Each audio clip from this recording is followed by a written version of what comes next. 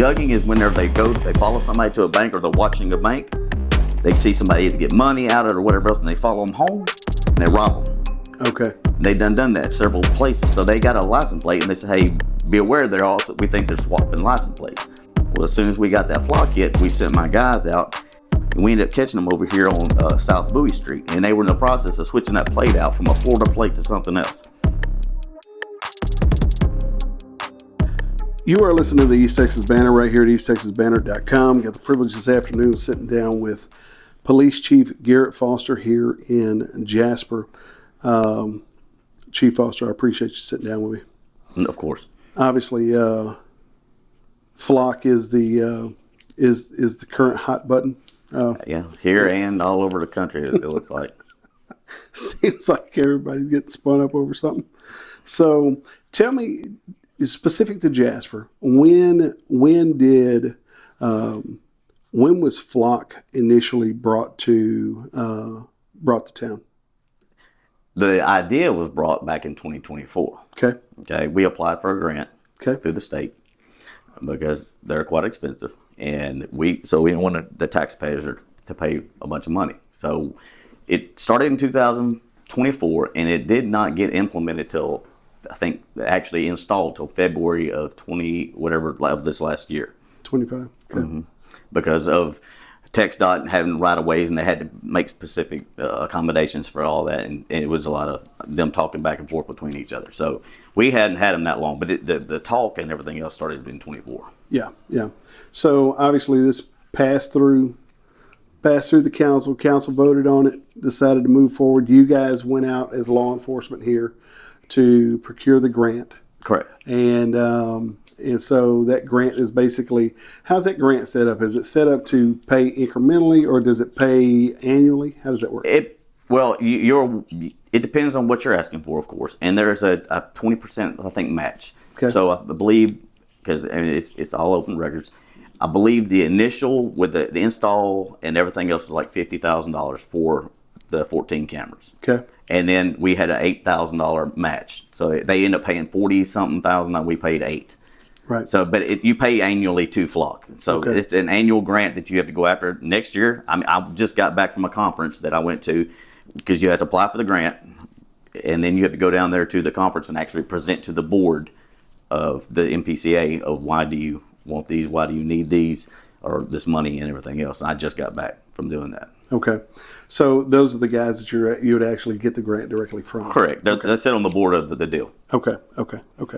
So we're talking about they were installed roughly in 2025, early to mid 2025 install. I think the 2026 actually is just this past February. It's not. Past February? Yeah, they're not been there long. Okay. Yeah, they've not been there right after. Well, let's see. It might have been 2025. I'm trying to remember. So 2024. 2025, the end of.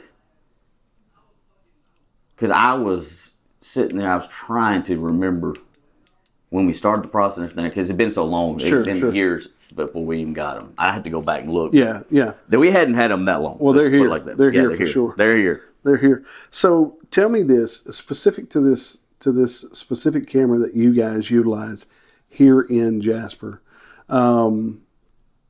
Obviously Flock has it has a wide array of cameras. They do. They have cameras that'll go live. They'll have cameras that can be accessed at any given time of the day. Correct. To check and see what's going on in that neck of the woods. And then they have some more static versions of that same camera.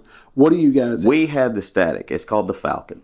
Okay. It is a stationary. It takes still pictures just like you would at like a toll booth or whatever else of the back of your car. That's it. There's no way to go live. You cannot access it.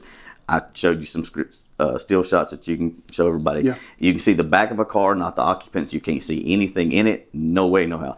Now, they do offer, in some bigger towns, have them in the major intersections that have these big crime centers. They're called the Raven, that can go their live view, that also has the license plate reader capabilities as well inside the live view. Right. We don't have that. I don't want that. Like I was telling you on our previous conversation, mine are not all throughout town. They're strategically placed on the outskirts, so I know if a bad guy or somebody that's maybe come to do my citizens harm, that's where I've got them placed. Not anywhere inside of town. You can drive all over inside of Jasper, and we never know where you went. But just as when you exit or coming in, that way if there's a stolen car or somebody that has a wanted suspect, possibly a terrorist, or anything else that somebody's been flagged in one of our hot lists or anything else, we know about it. So what is, when you say hot list, what is a hot list? Hot list is no different than, I don't know if anybody's heard of the National Crime Database, the Texas Crime Database, where we enter a stolen car. Okay. It's the same thing. If Beaumont's attempting to locate a vehicle that's involved in a crime, they enter it into a hot list. So whenever it crosses there, 9 times out of 10 they say, hey, develop your own probable cause. But we're looking at this vehicle for burglary or theft or whatever else. So when it crosses over in our territory, we know, hey, they're looking for this car. There's potentially theft suspects in there. Right. But we manually enter those into, just like we would when we go to dispatch or wherever, if we have a crime center, and say, hey, I got this stolen car and this license plate in there. So if it's ran anywhere or Flock pulls from TCIC and CIC from the state, if it crosses one of those, it will alert us. So it's the same thing. That's what a hot list is. It's basically, we're looking for this particular vehicle for for a crime or something that they've done. So if I'm understanding this correctly, so say a crime happens or is committed down in Baytown, and that's put in by Baytown PD or whatever that county sheriff's office is, right? They put that in the database. Then Flock pulls from that. Correct. If they enter into the national database. If they put it in the national. Yes. Okay. Or if, like I said, they can put it in their own Flock hot list. Right. But normally everybody puts it inside there unless it's it's not a stolen car or something else, because they require that. If it's like a burglary suspect, be on the lookout or whatever else.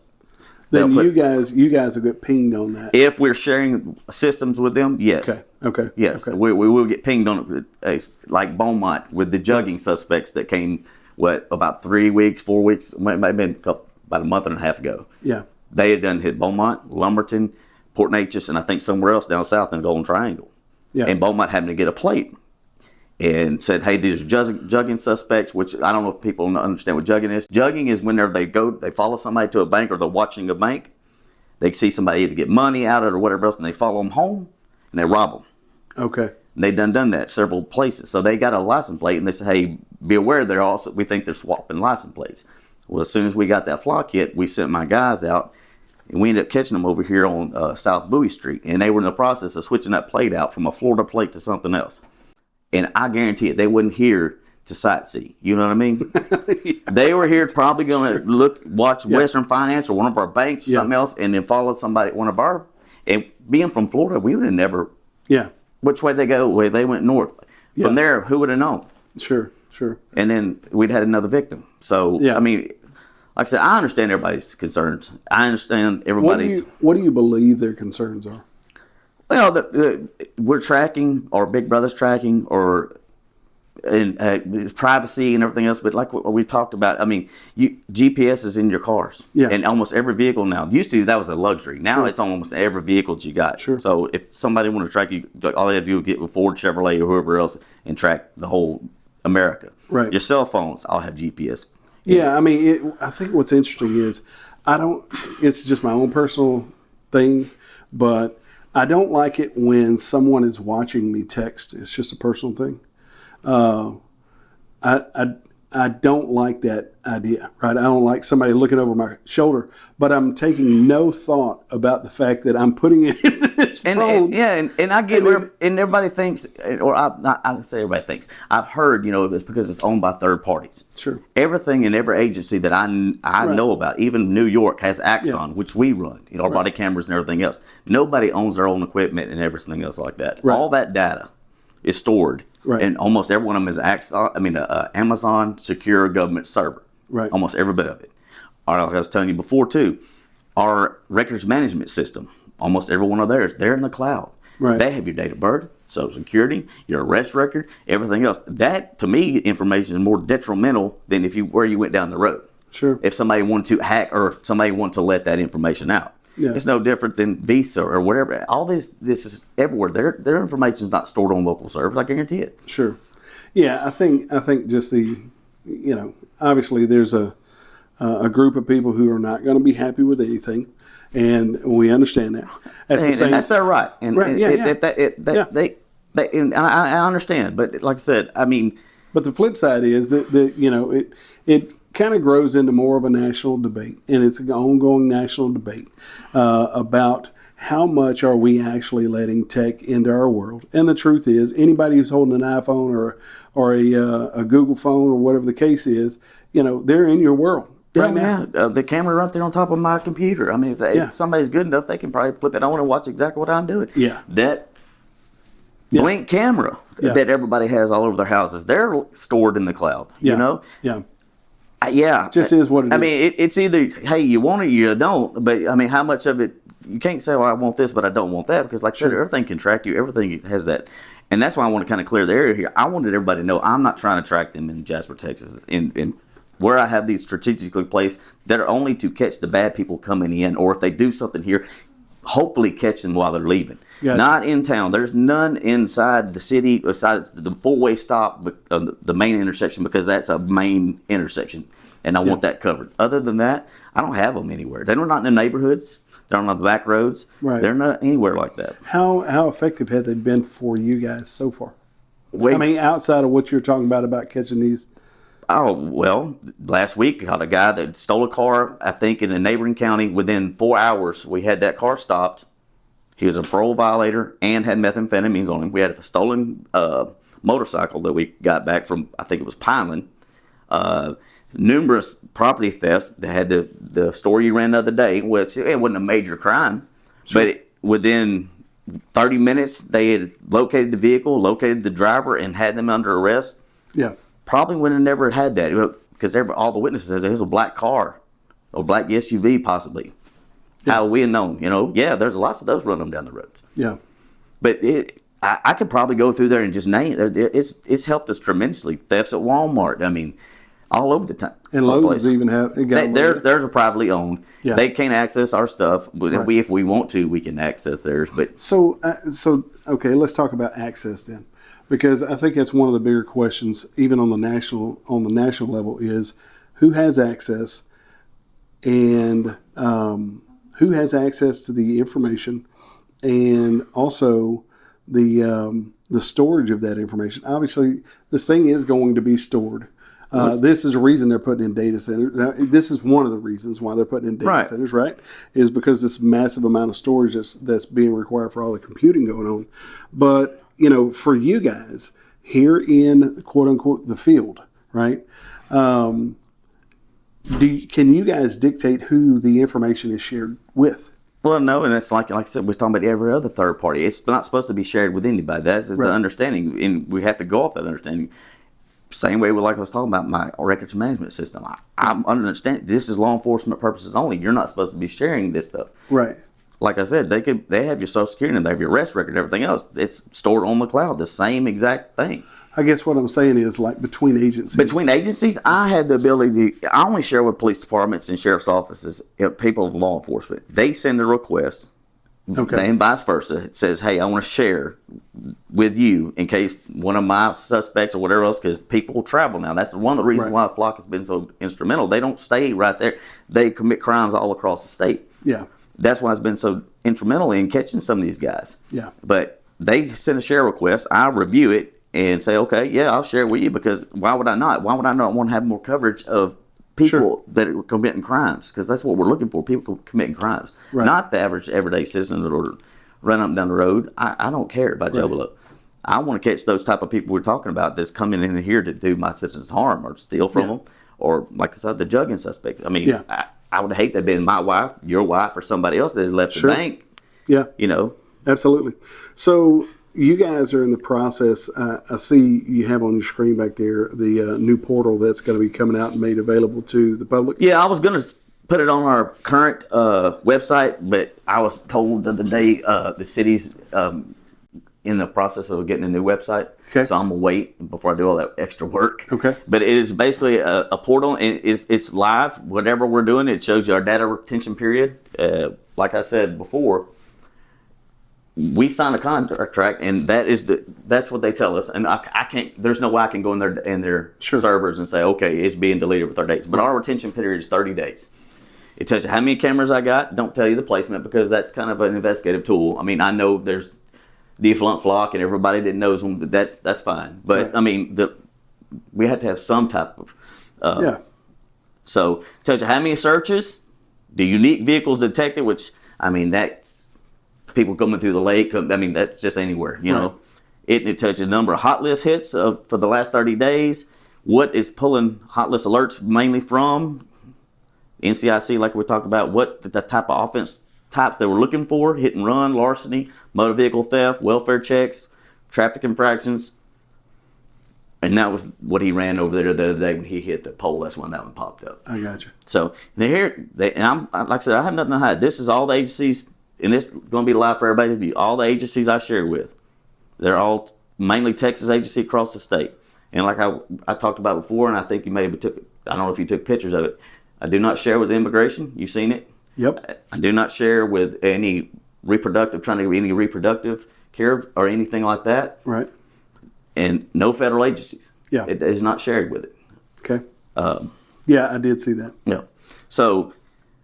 And it tells you what's detected, license plate, and vehicles only. There's no. So facial this is going to be accessible for the people. Yeah, it's going to be on the. I'm going to put that link, and hopefully I can embed it in the website. I'm not too sure how their new website works. Mm-hmm. Hopefully I can just embed it where when they pull up a screen, it just pulls up there. If not, I'm going to have to put a link, and it'll go to here, and then they'll be able to see it. Gotcha.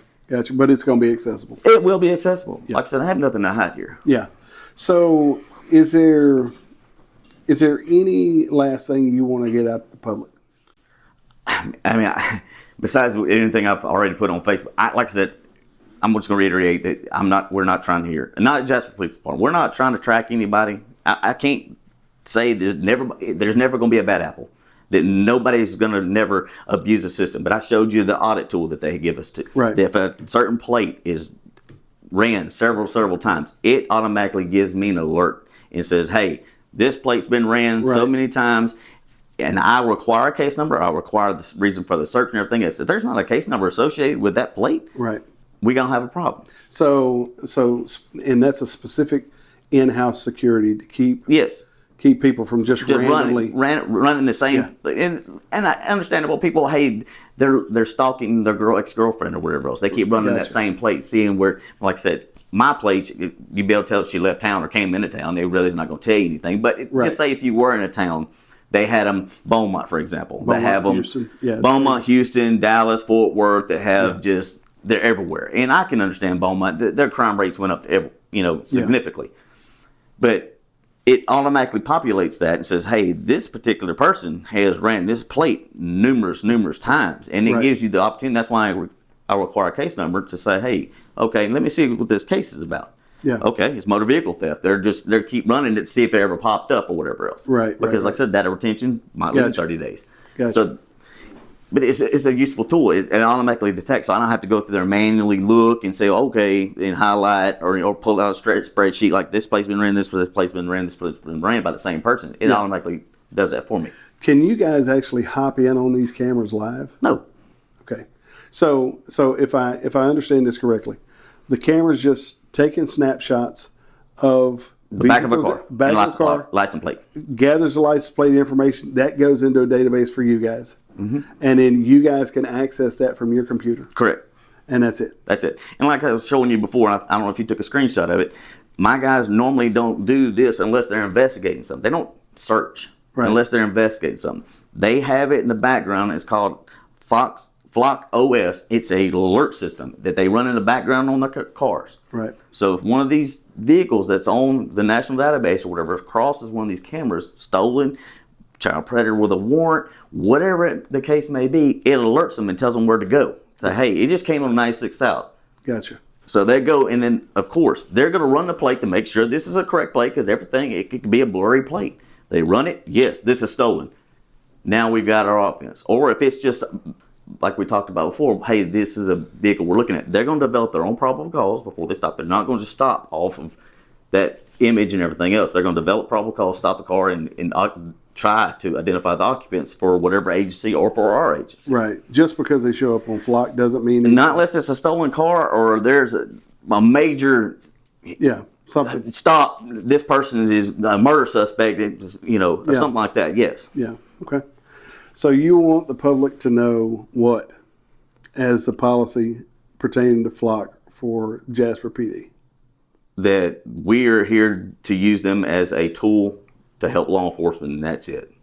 Okay. Only. Okay. To protect your property, people's lives, and their well-being, and so they can make it a safer community. That's it. The only reason why I want them. Chief, thank you for sitting down. You're welcome.